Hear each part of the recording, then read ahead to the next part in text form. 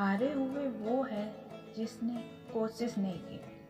कोशिश करने वाले हारते नहीं बल्कि सीखते हैं। तो दोस्तों, किस्मत या भाग्य वैसे तो हमेशा इंसान के कर्म से ही तय होते हैं, लेकिन इंसान अपनी गलतियों को किस्मत पर थोपकर उसे सौभाग्य या दुर्भाग्य का नाम दे देता है। लोग कहते हैं हमारे तो भाग्य ही सही नहीं। लेकिन अगर कभी आपका सामना अपने बुरे समय या दुर्भाग्य से हो भी जाए तो ऐसा क्या करें कि आपका दुर्भाग्य ही आपका सौभाग्य में बदल जाए।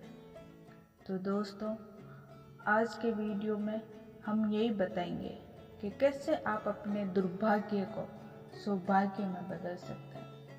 वीडियो में आगे बढ़ने से पहले प्लीज़ दोस्तों, आप मेरा चैनल सब्सक्राइब कीजिए, वीडियो लाइक कीजिए, शेयर कीजिए।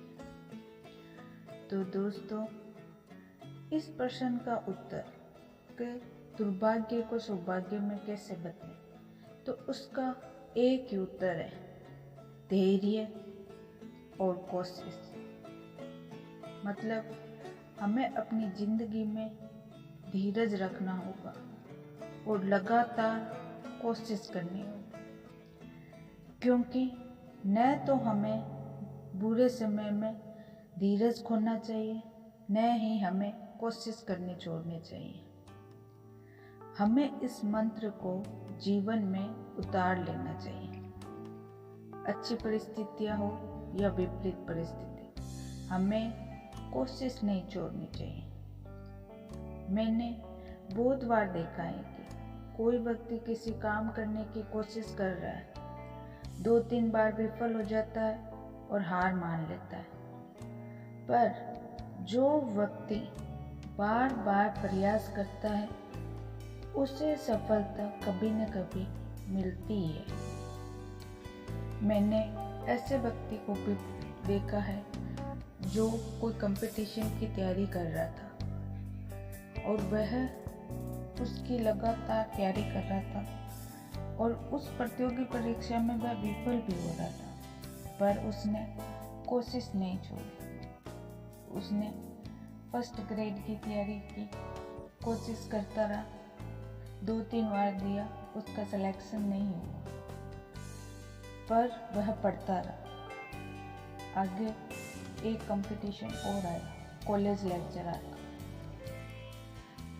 उसने उसकी भी तैयारी की, उसमें उसका सिलेक्शन हो गया।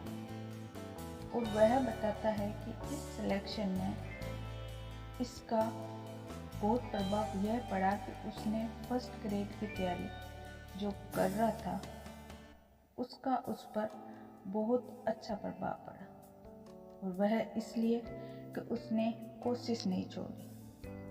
तो दोस्तों, हमारी जो मेहनत होती है और कोशिश होती है वह कभी न कभी काम आती है, इसलिए कोशिश कभी भी छोड़नी नहीं चाहिए। इसके बारे में मैं आपको एक कहानी बताती हूँ।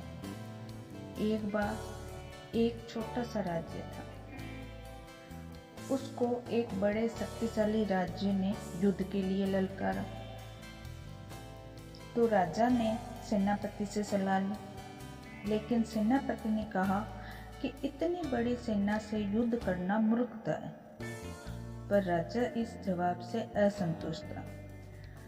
उसके बाद वो एक संत के पास गया जिसे वह बहुत मानता था। तो संत ने कहा कि आप सेनापति को हटा दीजिए और मुझे सेनापति बना दीजिए। राजा को थोड़ा संकोच हुआ, पर उसके पास इसके अलावा कोई हल नहीं था।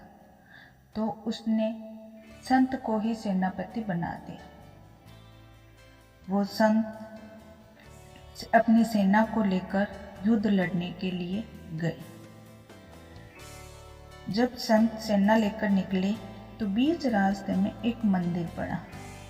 तो संत ने सेना से कहा कि मैं भगवान से पूछ के आता हूँ कि हम जीतेंगे या हारेंगे। तो उन्होंने मंदिर में दर्शन करके जब वो बाहर निकले तो सेना ने पूछा कि कौन जीतेगा। संत ने कहा, यदि शाम को मंदिर में रोशनी निकलेगी तो हम युद्ध जीत जाएंगे। शाम को ऐसे ही होता है। अब तो सेना नई ऊर्जा और सकारात्मकता से भर जाती है और अपनी पूरी ताकत से युद्ध में लगा देती है और युद्ध जीत भी जाती है। युद्ध से वापस लौटते वक्त लोग संत को भगवान का धन्यवाद करने के लिए कहते हैं, लेकिन संत सेना को कहता है कि इसकी कोई ज़रूरत नहीं, क्योंकि मंदिर में जो रोशनी निकली थी वो मैंने ही रोशनी की थी, मैंने ही मंदिर में दिया जलाया था, ताकि तुम निराश ना हो, क्योंकि बड़ी सेना देखकर तुम निराश हो रहे थे और कोशिश करना छोड़ देते। संत ने जिस तरीके से सेना का हौसला बढ़ाया, उसी तरीके से हमें अपने आप का हौसला बढ़ाना चाहिए और मुश्किल से मुश्किल परिस्थितियों का सामना करना चाहिए। आप तब तक नहीं हारते तब तक आप कोशिश करना ना छोड़ें।